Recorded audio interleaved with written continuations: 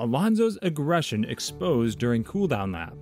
Despite a great weekend at the Canadian GP, Fernando Alonso only finished 9th in the race after picking up a 5-second penalty, a sanction which followed an overly aggressive defense on Valtteri Bottas. But Romain Grosjean believes that this penalty is unfair and that the drivers should be left to fight. Welcome back to Formula One. Today we're going to talk all about Alonso's aggression during the cooldown lap. So let's get right to it. On a weekend that promised so much, P2 starter Fernando Alonso's challenging race in Montreal was made worse, after the Alpine driver was given a 5-second time penalty after the Grand Prix by the stewards, dropping him from 7th to 9th. Alonso was called to the stewards' room at the end of the race after he was seen to be weaving on the straight on the penultimate lap of the Grand Prix, as he defended from the charging Alfa Romeo of Valtteri Bottas.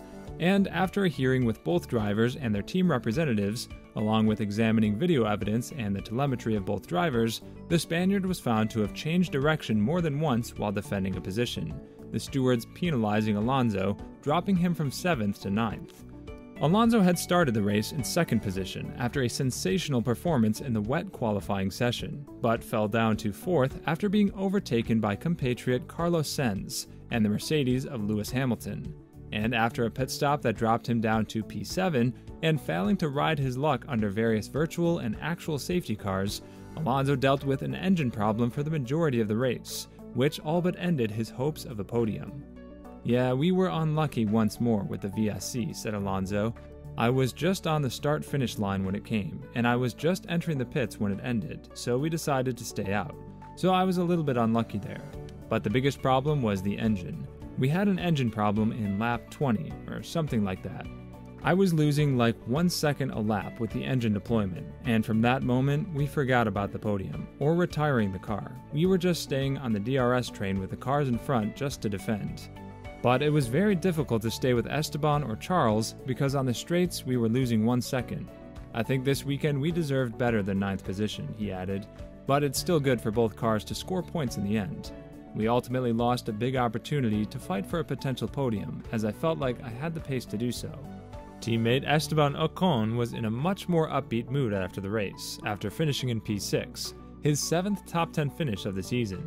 And the delighted French driver said his team should be proud of their performance in Montreal, believing they maximized their performance. "It's been an awesome race for us," said Ocon. "Compared to yesterday, we managed to get the car to work slightly better, and that meant a lot because we maximized the potential today, and finishing 6th and 7th before the penalty, with McLaren not scoring, is a big boost for us in the Constructors' Championship. We can be pleased with that. A good start. I managed to overtake at the start and defend Charles mid-race, but he was too quick in the end. It feels good to achieve a weekend like that with some big points that we deserve. It's been quite a few weekends with outside factors happening, but yeah, it feels good for that one." Grosjean criticizes the penalty received by Alonso. Indeed, in comments reported by NextGenAuto.com, the former Haas driver who was commenting on the Canadian GP for Canal Plus ranted about the penalty received by Fernando Alonso.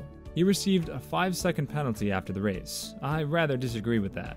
Admittedly, he moved twice in the straight line, but this straight line is not straight. It's not easy to go straight. Second, it's a damn race. Let them fight. Let them defend. Let them give it their all. It's good to have rules, but don't overdo it. It didn't deserve 5 seconds, that's my opinion. Maybe I'm wrong, but that's my feeling. All the more disappointing as the double world champion had an impressive weekend.